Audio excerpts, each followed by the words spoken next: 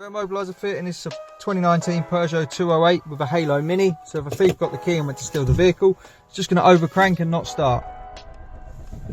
So what the customer's got to do is go through a unique code. To do that, keep their foot off the brake, turn the ignition on, pop in their code of 1, 2, 3, 4. We get a flash from the indicators. We can start the vehicle. When they leave the vehicle, open the door, they get 2 flashes, and 10 seconds later the system's active. So if a thief got the key and went to steal it, it's not going to start. If the customer wants to change their code, what they'll do, keep their foot off the brake. First prove it's them by putting their code in. Get the flash, then put our foot to the floor 10 times. 1, 2, 3, 4, 5, 6, 7, 8, 9, 10. Double flash from the indicators, it's ready for a code. So we'll just set 1, 2, 3, 4. Turn the ignition off. We get 1 flash to confirm our code's learnt.